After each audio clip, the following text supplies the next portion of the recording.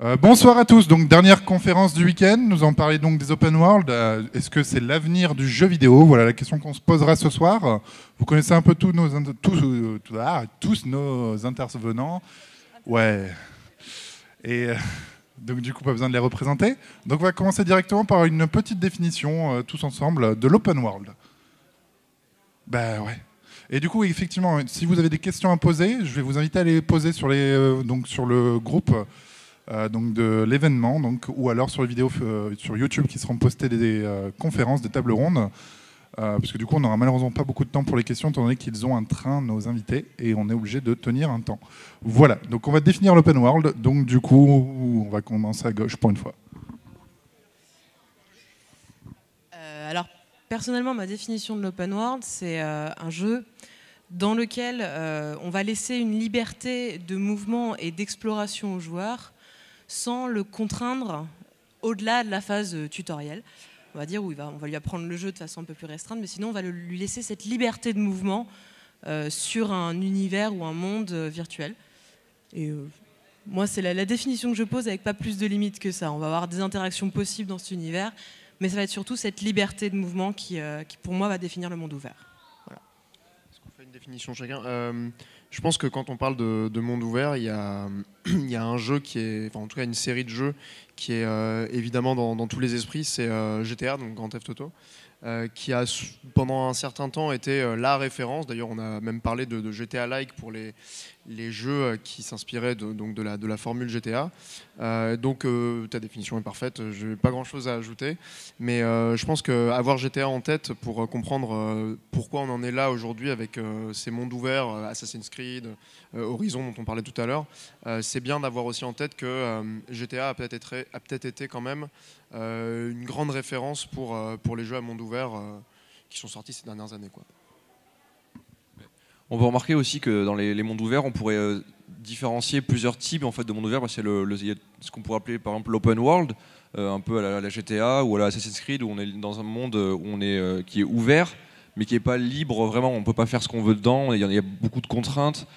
Et à contrario, on pourrait prendre un autre type donc, de monde ouvert qui sont les jeux bac à sable, qui donc sont des jeux dans lesquels on peut plus facilement construire des choses, où il y a une plus grande liberté en fait plastique avec le monde qui nous entoure, comme dans Minecraft par exemple, qu'on peut modeler à l'envie.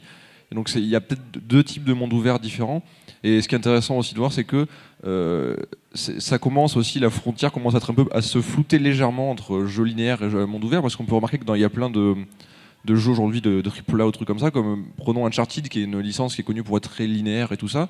Aujourd'hui, il y a des éléments d'open world qui viennent s'insérer dedans. Je prends le dernier Uncharted, là, Uncharted 4, où il y a des séquences de jeu en fait qui sont, c'est pas des mondes ouverts non plus, mais c'est des séquences ouvertes avec plusieurs approches possibles dans un jeu qui pourtant est très linéaire et très narratif.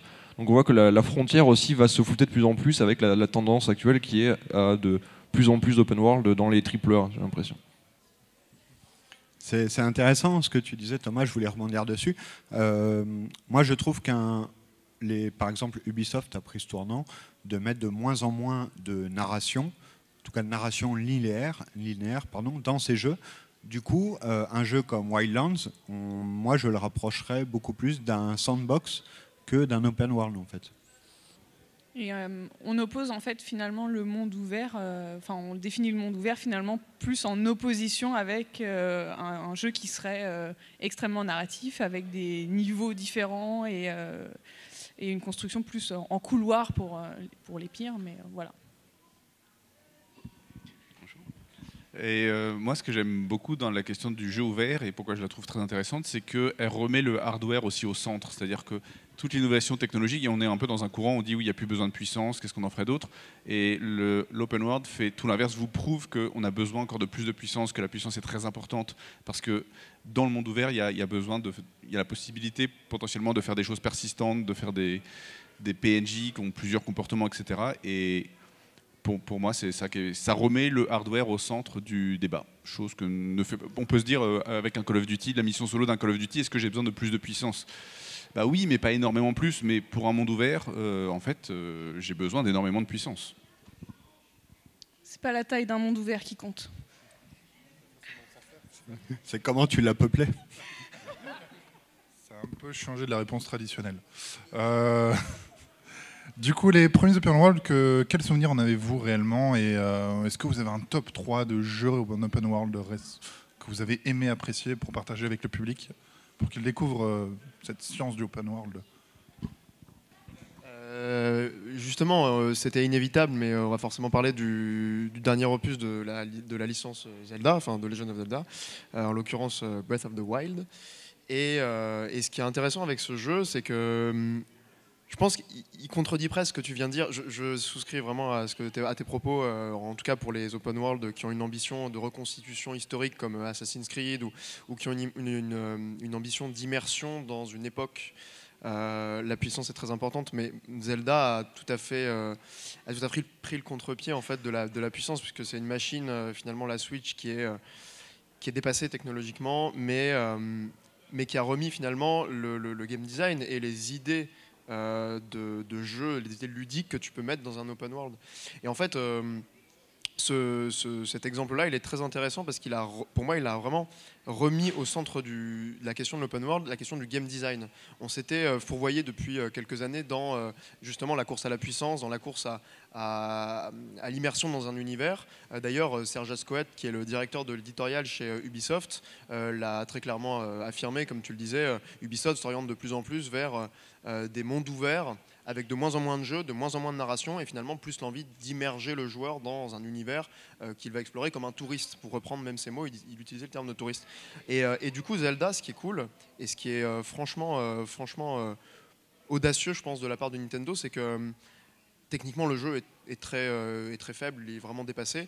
Et il a remis quand même la question du game design au cœur de son sujet, puisque finalement, c'est l'exploration qui va primer, c'est comment on évolue dans cet univers et comment on se l'approprie finalement. Et la question de l'open world, je pense qu'elle peut être vraiment liée à celle du game design et pas uniquement à celle de la reconstitution visuelle, quoi. Pour réagir à ça aussi, Breath of the Wild, il pose pas tant la question de la technologie, de la puissance, mais de l'optimisation quand même. C'est-à-dire que justement, sur la Switch, tu peux mettre aussi beaucoup de choses, mais il faut les optimiser. C'est-à-dire qu'il faut revoir ta cohérence aussi graphique, les capacités que tu vas demander et tes priorités, justement. Est-ce que tu vas les mettre sur la puissance, sur des graphismes super beaux, justement, poussés à fond ou pas, des graphismes plus cartoon ou non, et devoir tout optimiser pour que justement ça rentre sur la Switch tout en n'ayant pas l'impression de retirer des éléments d'expérience ou de gameplay, tu vois. Pour moi, c'était surtout ça.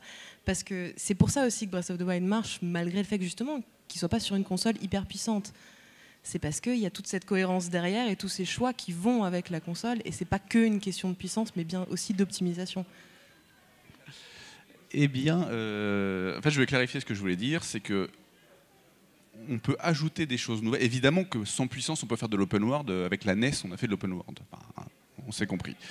Mais dans un moment où le jeu vidéo, parfois, se demande ce qu'il pourrait devenir plus tard, l'open world, il fait une demande de technologie. Pourquoi? Parce qu'on aimerait bien que dans Zelda, tous les gens qu'on tue restent à terre. On aimerait bien que dans Horizon Zero Dawn, tout ce qu'on massacre avec le tyrannosaure, quand on s'en va et qu'on revient 20 minutes après, c'est encore détruit. On aimerait bien que dans GTA, après 2 pâtés de maison, si on regrette et que la belle voiture qui était garée, on veut la récupérer. En fait, c'est extrêmement gourmand l'open world. Évidemment qu'on peut optimiser un open world et faire un open world avec très peu de puissance.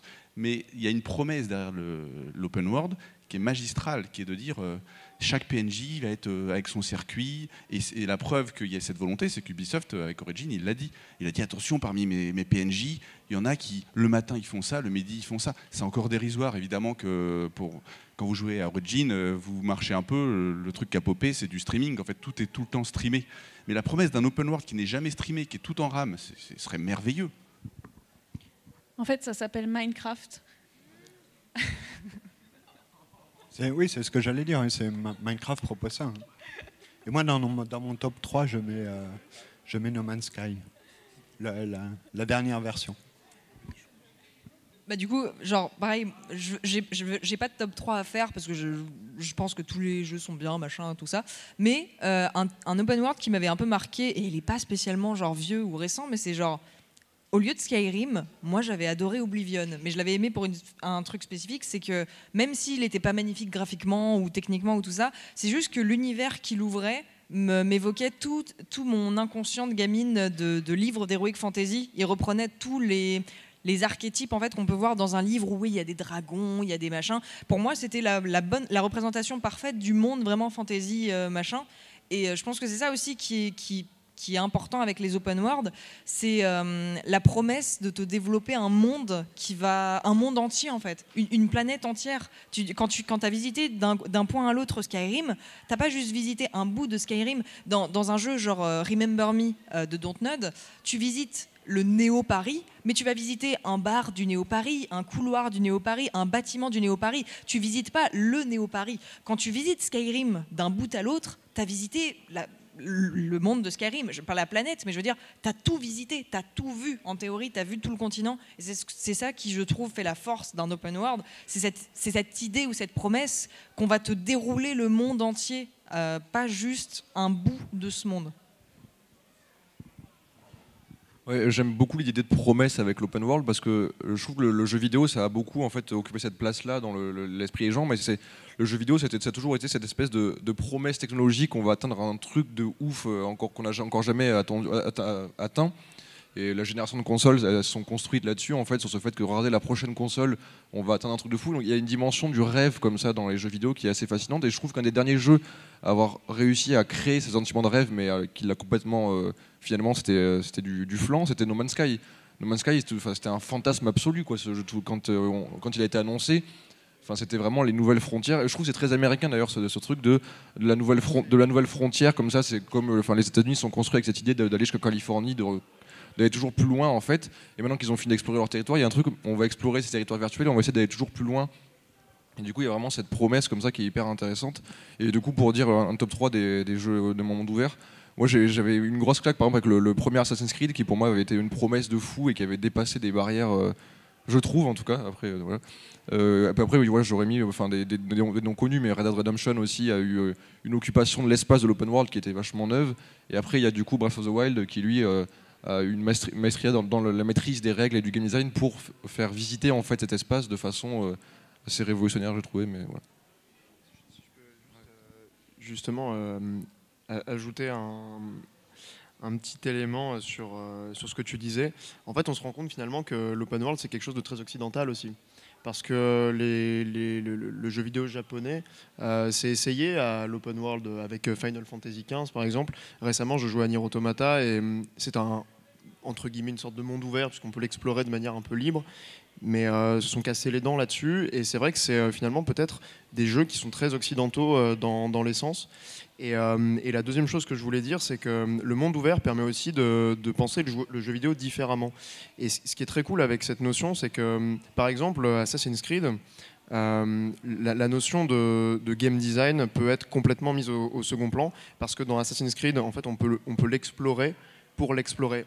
On peut penser l'exploration pour elle-même dans un open world. C'est-à-dire qu'il n'y a plus nécessité absolue de créer des boucles de gameplay avec des challenges, des objectifs.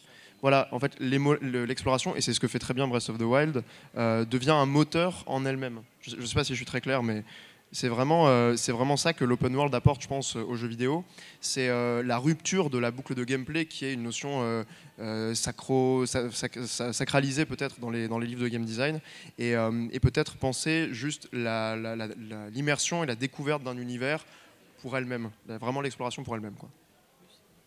C'est effectivement ça, et je voulais revenir justement sur No Man's Sky, même avant sa mise à jour. Je fais partie des gens qui l'aimaient bien aussi avant sa mise à jour, justement à cause de cette liberté d'exploration, parce que j'avais pas de but. Je pouvais juste me poser, prendre mon vaisseau, aller sur une planète, passer en hyper vitesse, regarder le décor et me détendre, et juste faire cette activité contemplative de dire j'ai envie de me détendre, j'ai pas envie de réfléchir, j'ai envie de me poser dans cet univers-là qui me fait rêver. Et en plus, ce que j'aimais bien avec No Man's Sky, c'est qu'on voyait aussi justement les petits rouages de la génération procédurale. Moi, ça me dérange pas, parce que bon, c'est un petit peu mon truc. Mais du coup, j'aimais aussi justement cette promesse de liberté totale. Et c'est aussi pour ça que j'aime Minecraft. J'ai pas de but dedans, sauf celui que moi je me fixe. Et ça fait partie de la promesse de certains open world. Et c'est par exemple ce qui me frustre dans les Assassin's Creed, c'est que je veux me balader dans cet univers, mais je suis obligée pour le faire d'aller débloquer ce point de vue qui va me dévoiler un morceau de map que enfin je vais pouvoir explorer librement. Et je trouve ça dommage. T'es pas obligé.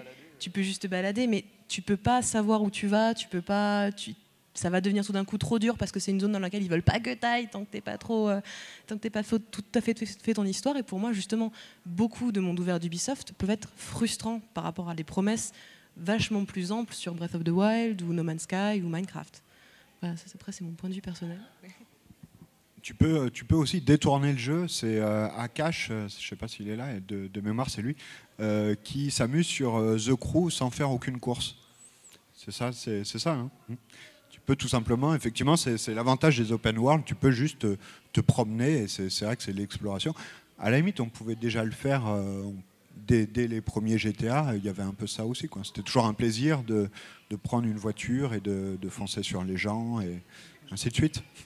Qui d'ailleurs n'a jamais fait ça et a respecté uniquement les missions, quoi. À part quelqu'un qui n'aurait pas compris ce qu'est un open world.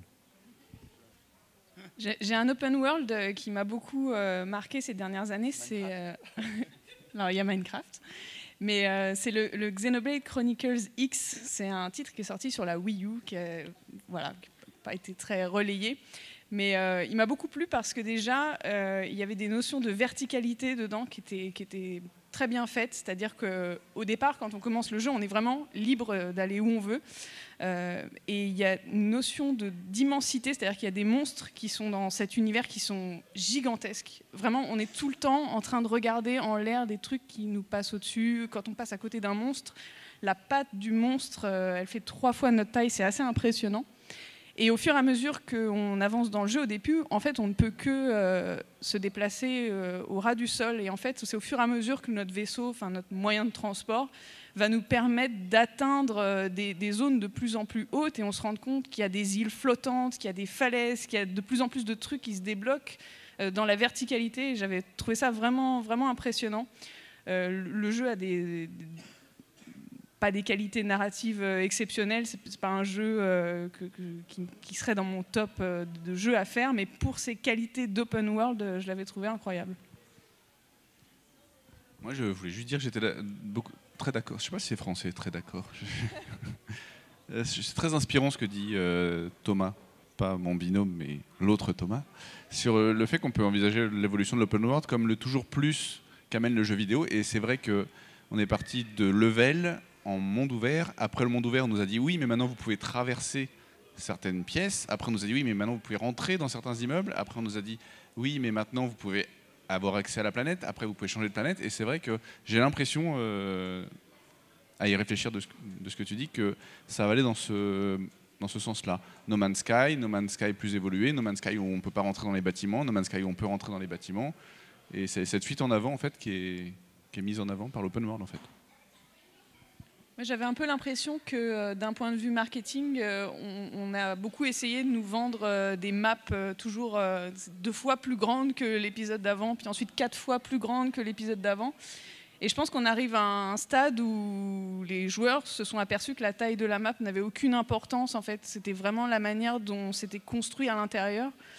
Et j'ai des souvenirs d'enfance de jouer à Ocarina of Time. Et en fait, quand je l'ai refait, je me suis rendu compte que cette map elle est toute petite.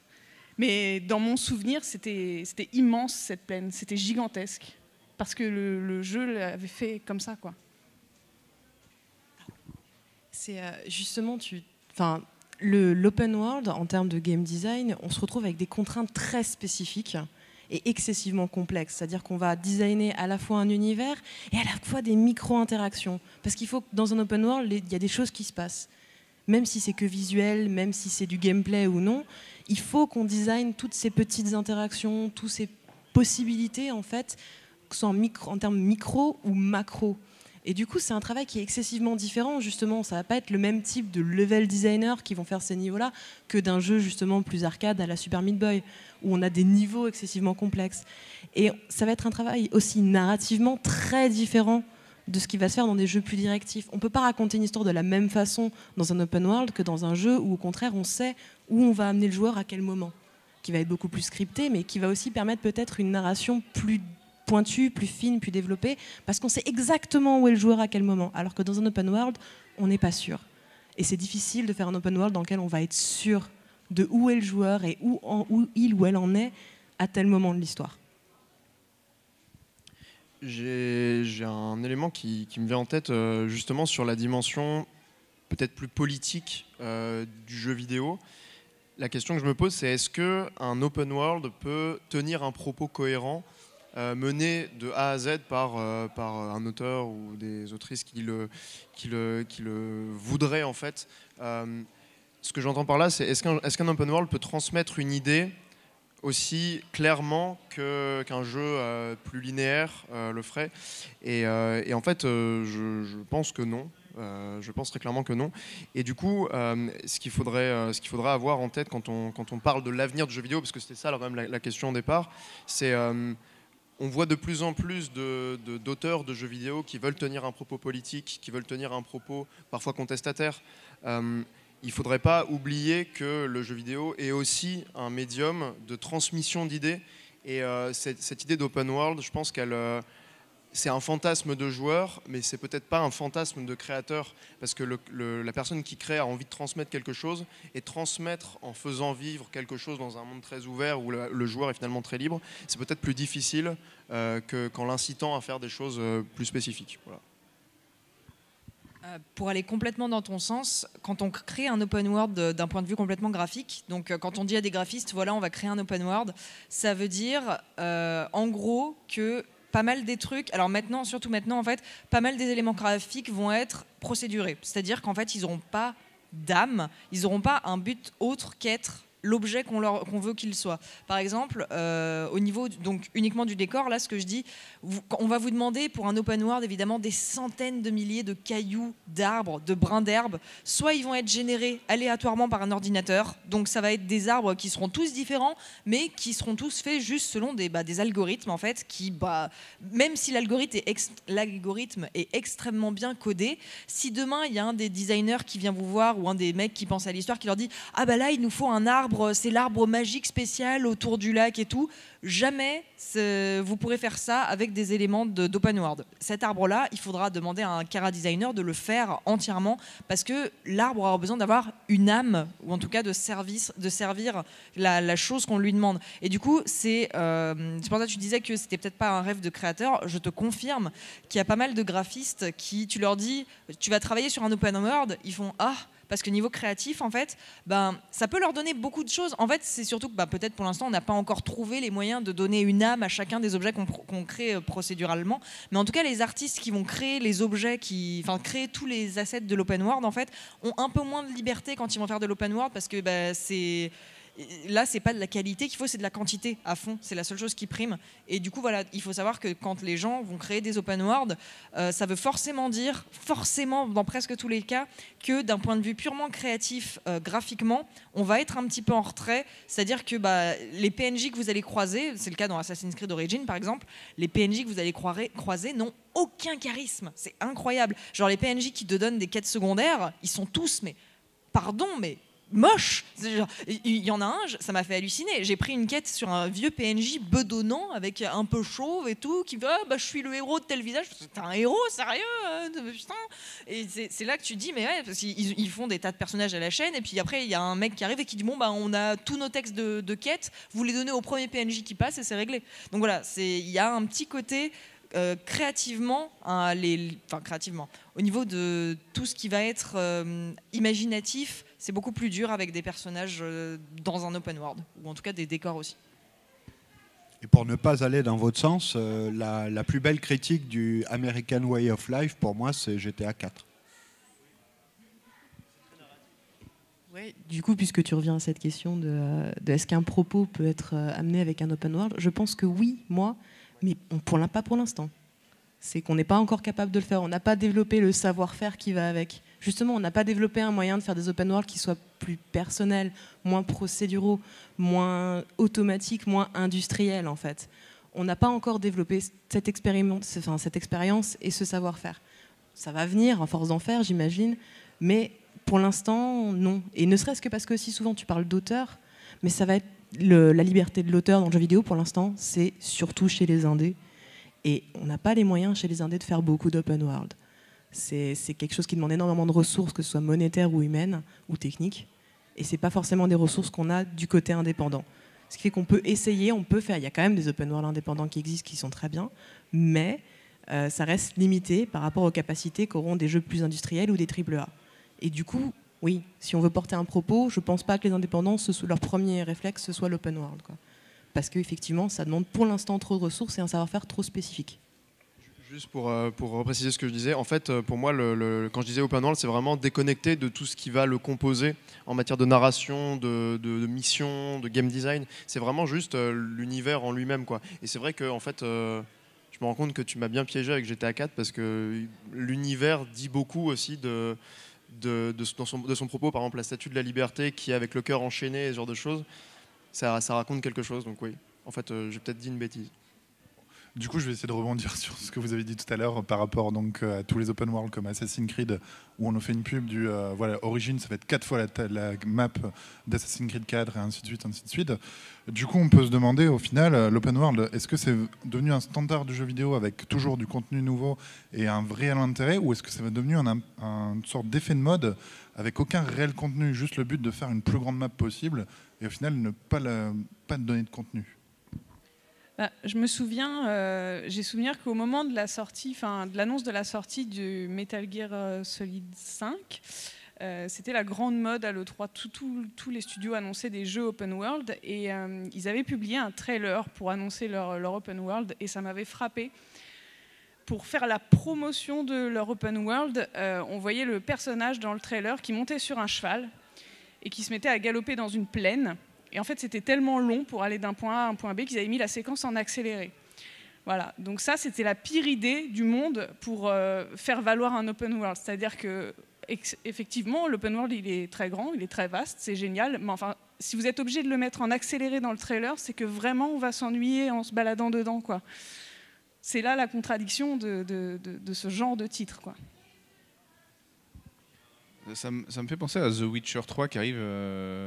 Ça m'avait frappé. Il met une temporalité dans la quête, c'est-à-dire rejoins-moi à tel endroit, à tel moment. Et si on fait autre chose pendant trop longtemps, la quête se désactive. Et en fait, ce qui est passionnant dans l'open world, c'est qu'il doit, de façon artificielle, maintenir un présent. Et selon moi, quand il n'y a plus ce présent, c'est-à-dire quand la quête principale est finie, on sort de l'open world. C'est ce qu'on avait appelé le moment dissociatif dans une vidéo. Et donc, on est obligé toujours, s'il n'y a pas de multijoueur, de maintenir faussement un présent. Et on le fait avec des quêtes principales. Les quêtes secondaires n'offrent pas finalement cette tension de présent. On a l'impression qu'on est dans un monde mort, on est vide à l'intérieur. Et ce qui est intéressant, c'est que tous les éditeurs, c'est pas vrai pour le dernier Assassin's Creed, mais mettent des éléments de co-connexion, donc des autres joueurs qui sont sur la map. Même Steep, hein, on joue à Steep et Pénard et on voit une autre personne sur le flanc de montagne qui fait sa vie. On n'a pas besoin d'interagir avec lui, mais on sent le monde vivant. Il y a un présent, il y a une personne qui joue au présent. Et voilà. Ouais. Je veux juste fact-checker, mais dans le dernier Assassin's Creed, il y a la présence d'autres joueurs. Il y a des fois, en fait, on va retrouver leurs cadavres dans la rue et ils vont nous dire vous pouvez aller les venger si vous voulez. Il y a quand même une présence multijoueur dans le dernier Assassin's Creed qui est très minime. Hein. C'est pas genre tu croises un joueur et vous tapez la bise, hein, mais il y a quand même une existence, un espèce de truc de persistant comme ça qui. Pour répondre aussi, en fait, pour moi, ça dépend justement cet instant dissociatif et ce fait d'être dans le présent. Justement, selon les jeux et selon la promesse qu'ils ont, est-ce que c'est une promesse narrative ou non, cette définition du présent va être différente et va pas forcément dépendre de quête. Pour moi, ça dépend effectivement de comment est conçu le jeu à la base. Minecraft, t'as pas de quête, mais tu vas rester dans le présent parce qu'il se passe toujours quelque chose. Et tu sais, tu vas arriver dans Minecraft, tu n'as pas de quête, c'est un monde complètement libre, c'est un monde bac à sable. Donc tu sais aussi, tu vas survivre, etc. Voilà, ça marche avec des personnes, c'est une question de sensibilité, d'envie, d'expérience, et ça fonctionne ou pas sur tout le monde. Mais du coup, oui, il y a des jeux effectivement qui demandent d'être dans le présent. Assassin's Creed, si t'as pas de quête, peut-être que l'univers fonctionne moins bien, peut-être qu'effectivement, du coup, tu t'ennuies parce que tu n'as plus d'interaction, en fait. Mais au-delà d'une quête principale, effectivement, il faut que le jeu réussisse à te garder, à te happer et à conserver ton attention, en fait, pour que tu te sentes toujours justement concerné par ce présent qu'il t'offre, je pense. Et c'est plus ça, peut-être pas une question seulement de quête principale. Je peux juste ajouter un truc. Ce qui est hyper intéressant, je pense, avec l'open world, c'est qu'en fait, on a beau penser à un monde qui est ouvert, on oublie souvent le level design. Et on parlait de Zelda tout à l'heure. l'exemple de Zelda, il est super intéressant parce qu'en fait, Zelda, le level design, c'est un monde ouvert, mais il y a quand même une construction du monde ouvert qui est suffisamment bien pensée pour qu'on se souvienne des endroits, qu'on se souvienne du monde ouvert sans avoir nécessairement besoin toujours d'avoir accès à une minimap. Et ce qui est vraiment pour moi un des gros défauts des jeux en monde ouvert, pour la plupart du temps AAA sortis ces dernières années, c'est qu'en fait on a complètement mis de côté le level design au profit de l'immersion, de la reconstitution historique, et on ne pensait plus finalement la construction d'un monde pour que le joueur l'explore, mais on le pensait pour reconstituer un univers. Et le problème que ça a posé, c'est que finalement on ne savait pas explorer cet univers de manière autonome, on avait toujours besoin de points, d'endroits où aller, de destinations, et d'une sorte de guide finalement pour nous indiquer où aller dans cet univers. Et ça c'est aussi pour moi l'un des gros défauts et l'un des grands aveux d'échec de l'open world, de ne pas réussir à le faire suffisamment mémorable pour que le joueur puisse évoluer dedans de manière autonome, ce que Zelda a réussi à faire et ce que j'espère d'autres jeux en monde ouvert réussiront à faire dorénavant, parce que c'est peut-être la meilleure promesse de l'open world que de se souvenir du monde dans lequel on a évolué et pas simplement de l'histoire ou des personnages qui évoluent dedans, quoi. Alors je vais être beaucoup plus terre à terre, mais pour recoller à la question, dans l'open world, comme dans tous les jeux vidéo, il y a une dominante économique qui fait qu'il faut bien vendre des jeux.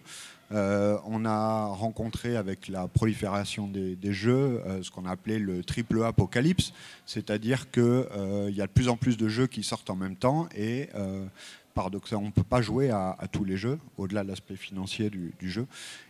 Et du coup, l'avantage de l'open world, c'est que ça permet de retenir les joueurs plus longtemps sur la durée du jeu. Pour être si vous achetez vos jeux 60 € pour un jeu qui dure 2 heures ou 60 € pour un jeu qui vous en promet 150, je pense que c'est un facteur qui a beaucoup joué dans la tendance actuelle qui pousse au monde ouvert. Donc du coup, justement, on parle un peu parfois du manque de contenu ou juste des quêtes annexes pas très intéressantes avec des personnages, des NPC qui vont pas vraiment avoir de réelle vie. Du coup, est-ce qu'on pense que l'évolution de l'open world va dépendre des intelligences artificielles? Est-ce que les intelligences artificielles dans l'open world vont apporter justement ce côté vivant qui manque peut-être aujourd'hui dans certains jeux? En fait, je pense que ça dépend vraiment du jeu, parce que je pense sincèrement que tu peux faire des mondes ouverts qui ne dépendent pas d'intelligence artificielle. Tu peux faire des mondes ouverts complètement contemplatifs, et du coup, si tu n'as absolument aucun animal ou des trucs comme ça, pourquoi avoir une intelligence artificielle? Voilà, je pense que ça dépend des jeux. C'est à peu près ce que je voulais dire aussi, c'est qu'effectivement, le choix de faire des intelligences artificielles très développées ou pas, c'est vraiment un choix de game design et de conception, en fait. C'est que si tu choisis de faire des intelligences artificielles très développées et que du coup tu vas baser beaucoup de ton gameplay ou de ton expérience de jeu là-dessus, mais c'est pas forcément dépendant de l'open world ou non. C'est que la question de l'intelligence artificielle, à quel point on la pousse, est complètement indépendante de l'open world. Sauf s'il y a tout d'un coup une nouvelle vague de jeux qui arrive où les deux sont super bien mariés et du coup tout le monde va vouloir avoir envie d'en faire et d'essayer, et peut-être que ça deviendra aussi un effet qui sera lié. Mais pour l'instant, par exemple, dans énormément d'open world, c'est pas une question d'IA du tout. On va faire de contraire des intelligences artificielles assez simples, par rapport à ce qu'on pourrait faire techniquement. Et on va scripter en fait ce qu'elles font. On va leur scripter des choses en mode tiens, si le joueur fait ça, tu vas réagir comme ça. Et tu vas déclencher tel type d'intelligence artificielle, tel type de comportement. Même dans les open world, il y a énormément de choses qui sont techniquement scriptées. Mais c'est beaucoup moins dirigiste et isolant que dans des jeux qui ne sont pas open world. Donc pour moi, la question de l'intelligence artificielle, même si, oui, avoir des intelligences artificielles plus développées, ça évitera justement de scripter tout ça. Et ce sera un autre travail, ce sera un travail plus technique et moins de level design, comme tu disais. Mais pour moi, c'est pas dépendant. C'est pas deux choses qui sont dépendantes l'une de l'autre. Ça m'inspire aussi je sais qu'ils vont être d'accord parce qu'ils aiment bien Zelda, mais réussir à faire un open world de long en large sans HUD, moi j'espère qu'on va vers ça. Et Assassin's Creed, il nous propose par exemple le dernier de désactiver, j'ai essayé, c'est pas encore au point parce qu'il manque trop d'infos, mais en pensant le futur du open world, moi j'aimerais bien qu'on réussisse à faire des open world sans HUD parce qu'il y a vraiment une dimension grandiose quand on rentre dans ce monde sans HUD. très rapidement, plus que l'intelligence artificielle, c'est un peu ce dont parlait Rémi tout à l'heure. Moi, je préfère un PNJ qui a une réaction plutôt robotique, disons, qui a deux choix d'interaction avec moi, et je préfère avoir ça et un monde cohérent dans le sens où, exactement l'exemple de la voiture de GTA, je vois la voiture et je me retourne et normalement elle doit être là et au final elle a disparu, quoi. Moi, c'est plus là-dessus que le jeu me sort, plus que les réactions des PNJ au final. C'est une flèche dans le genou, tout le monde s'en est pris une, je pense. Donc du coup, justement, à quoi pourrons-nous nous attendre dans le futur de l'open world pour justement améliorer, comme tu disais, avec la voiture qui reste toujours derrière ou autre, qu'est-ce qui pourrait être intéressant d'apporter et qu'est-ce qu'on pourrait voir vraiment venir de ce qu'on sait ou de ce qu'on ne sait pas, ou théorie ou fait? Ouais, non, mais comme l'a évoqué Rémi, moi je pense qu'on peut attendre, c'est une meilleure maîtrise, mais même Olbus en a parlé et tout, une meilleure maîtrise de comment le joueur en fait va arriver à se déplacer tout seul sans une assistance permanente. Prenez The Witcher 3 qui est un jeu qui a plein de qualités assez fabuleuses et tout. Si vous enlevez la minimap, vous êtes incapable de suivre l'histoire et les quêtes correctement. C'est-à-dire que c'est impossible de se repérer correctement. Et je trouve que Zelda avait réussi à aller un peu au-delà de ça, sans forcément peut-être résoudre tous les problèmes, je sais pas, mais d'arriver à aiguiller le joueur silencieusement en fait, sans le lui dire. Donc ça peut être un premier point qui pourrait être intéressant. Un deuxième point que je pense est important aussi, c'est, je vais pas refaire mon laïus de hier, mais de dire aussi que je pense qu'on va pas aller vers des mondes plus grands indéfiniment à cause des limites des ressources, des limites on va pas pouvoir avoir des ordinateurs plus puissants pendant 50 ans parce qu'on va arriver au bout des limites des ressources en minerai, des ressources en fer et tout ça.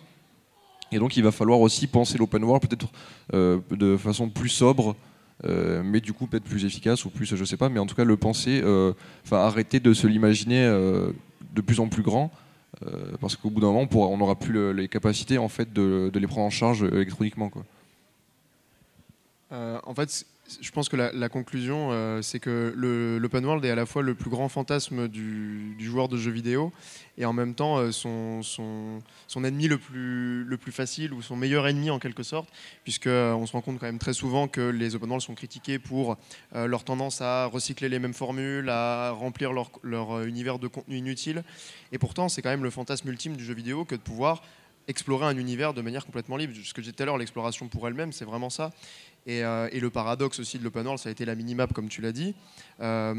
Du coup, ma conclusion, je rejoins complètement ce que tu dis sur la maîtrise finalement de l'exploration, et la maîtrise de la construction des univers, pour qu'on arrive finalement à avoir un open world dans lequel, comme tu disais, on n'a pas besoin d'avoir d'indications extra-diégétiques des développeurs pour nous indiquer le chemin, mais vraiment qu'on puisse limite oublier que c'est un jeu vidéo et l'explorer de manière complètement libre sans avoir besoin d'indications.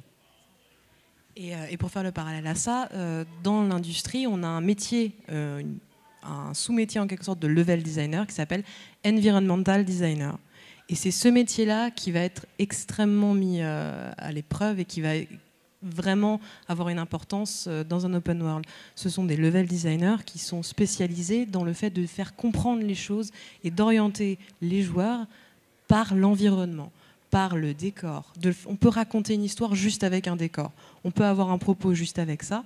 Ça va être dans une pièce, ça va être dans un monde. Comment on va indiquer et amener l'utilisateur à l'endroit où on veut, tout en le laissant libre et en lui donnant la sensation qu'il ou elle est libre, en fait. Parce que même les open world, c'est beaucoup d'illusions, que ce soit justement pour masquer des faiblesses techniques, masquer des faiblesses de level design, masquer des faiblesses narratives.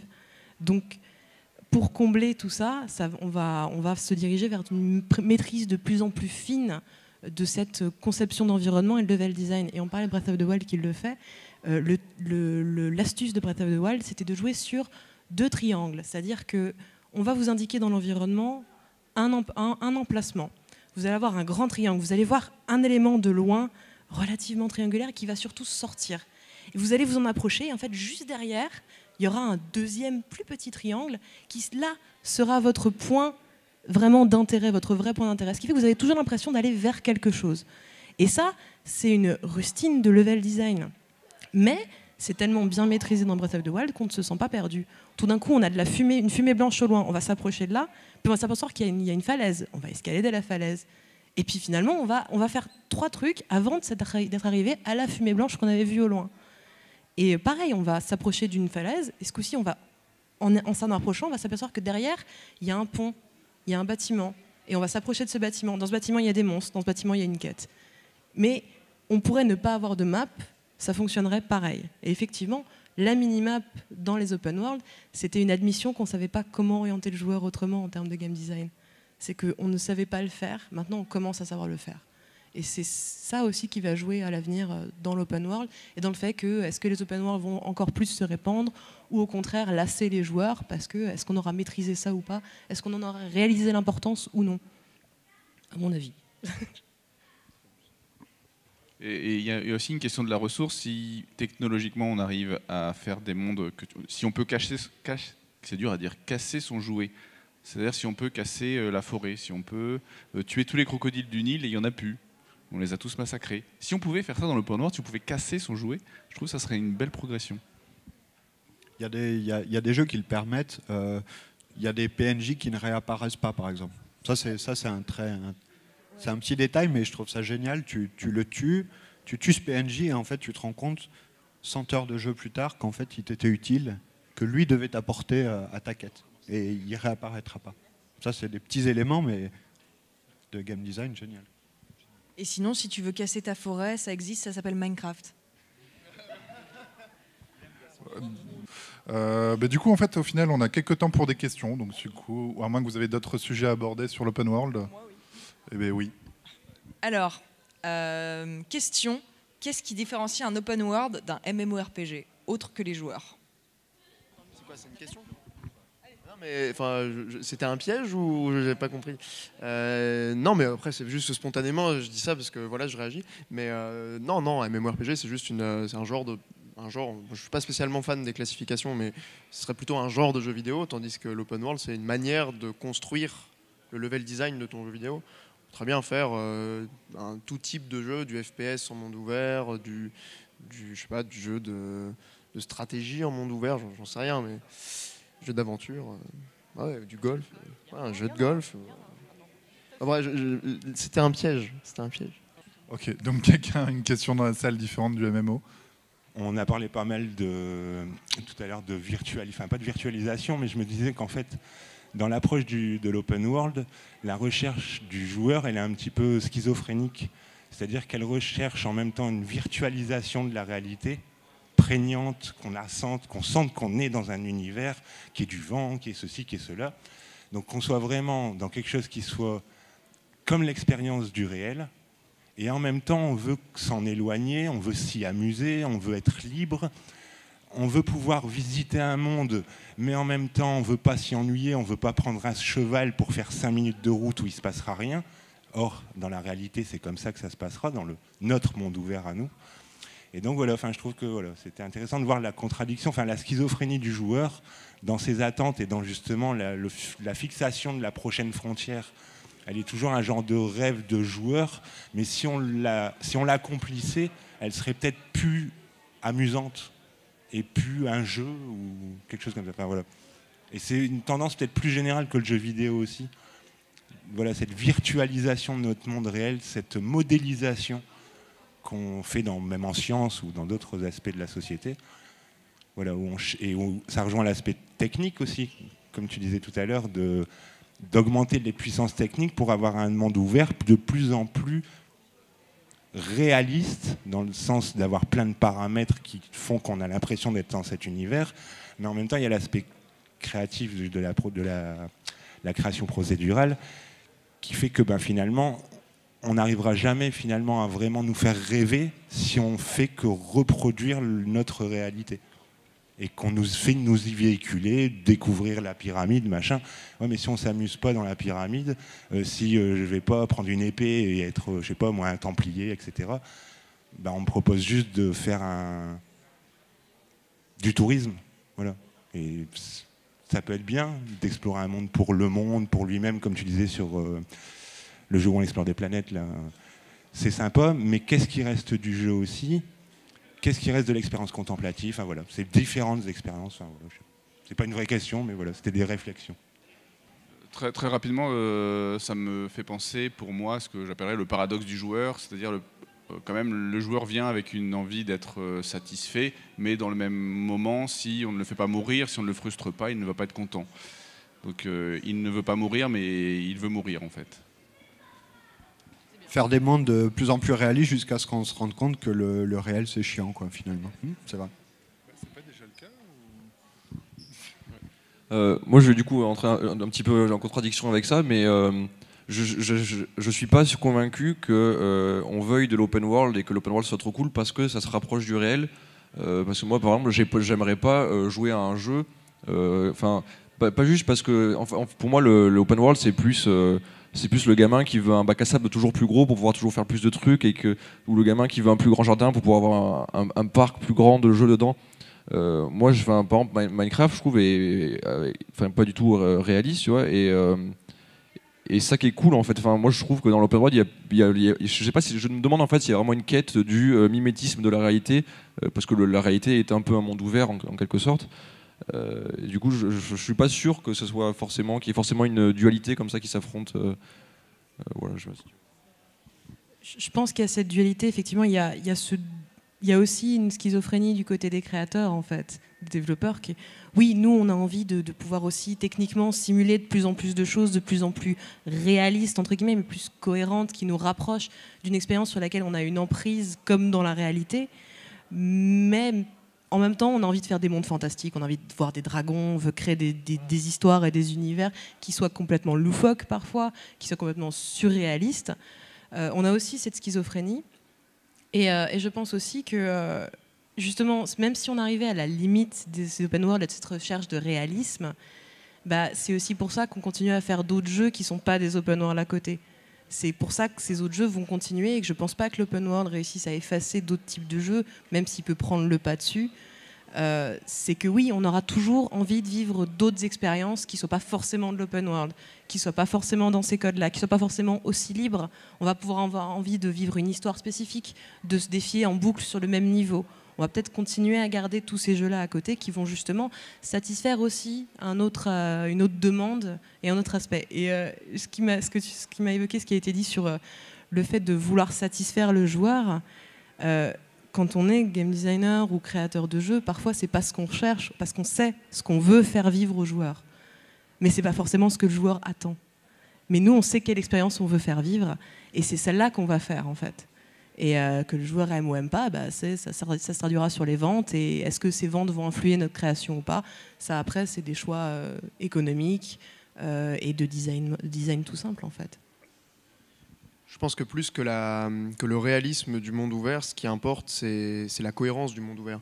Zelda n'est pas du tout réaliste, pourtant on peut couper des arbres et faire un feu avec le bois qu'on ramasse, ce qu'on ne peut pas faire dans The Witcher 3, ce qu'on ne peut pas faire dans Assassin's Creed, ce qu'on ne peut pas faire dans GTA, qui sont pourtant des jeux qui veulent, d'un point de vue visuel, s'approcher le plus possible du réel.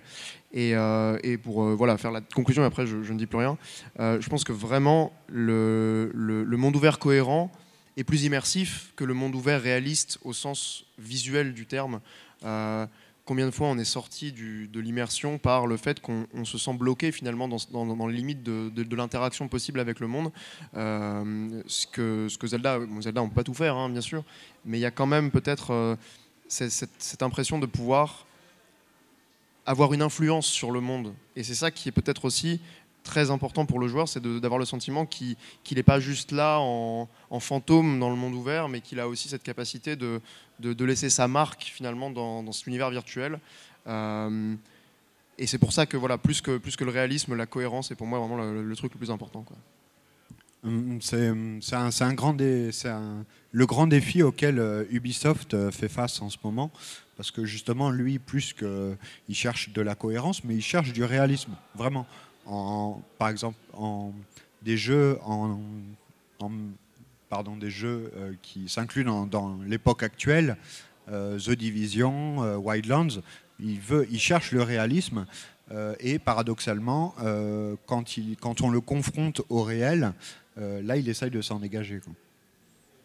C'est Wildlands qui rappelait le trafic d'opium, de cocaïne en Bolivie, dans tous ces pays, et quand le gouvernement bolivien lui a dit mais c'est pas une super pub que tu nous fais, là tout de suite il essaye d'en s'en dégager. Non, mon jeu n'a aucun message.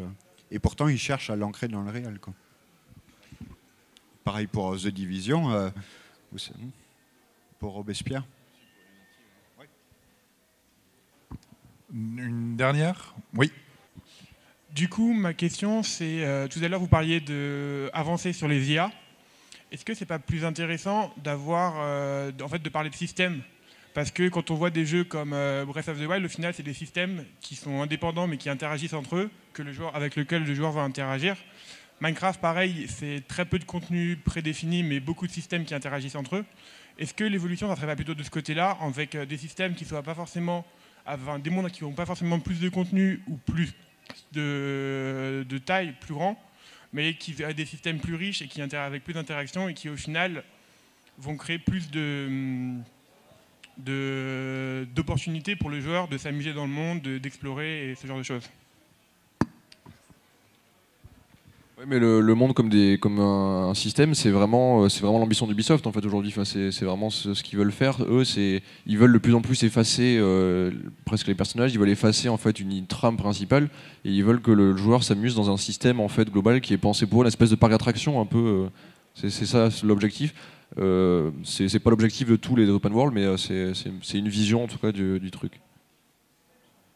Non, pour revenir sur les systèmes, pour revenir rapidement sur Minecraft, Minecraft, ça marche beaucoup comme ça en fait. Le principe de la redstone, c'est que ça reprend en fait, c'est des systèmes qui sont assez basiques, mais qui permettent d'ouvrir des possibilités qui sont quasiment infinies.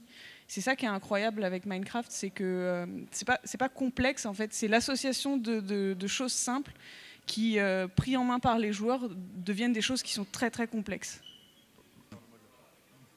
Oui, mais enfin, si quelqu'un veut parler après moi, il n'y a pas de souci. Je m'exprime surtout au nom de Rémi et moi-même. Je voulais remercier le Playit pour ce festival. On a eu le temps on a eu l'occasion de faire plusieurs conventions. C'est la première fois et on est heureux qu'il y ait une réelle diversité sur la scène et dans le public. Il y a une très bonne organisation. Vous avez été très bons et du coup, si l'année prochaine vous recommencez, on serait très content d'être avec vous. Ah oui, tu négocies ta place en fait. Le Airbnb.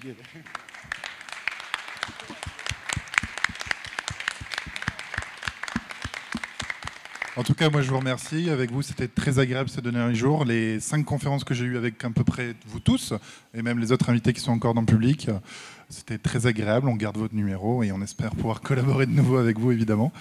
Et sur ce, donc du coup, je vous remercie également public d'avoir été là, de les avoir applaudis, d'avoir posé vos questions. Et comme je vous disais en début, donc la page de l'événement Facebook, la page Twitter, les vidéos sur YouTube des 3 conférences d'aujourd'hui seront sûrement disponibles sur YouTube très prochainement. N'hésitez pas à poser vos questions et n'hésitez pas à bien vous amuser jusqu'à la fin de cet événement aujourd'hui et on recommencera ça plus tard. Voilà, bonne journée à tous.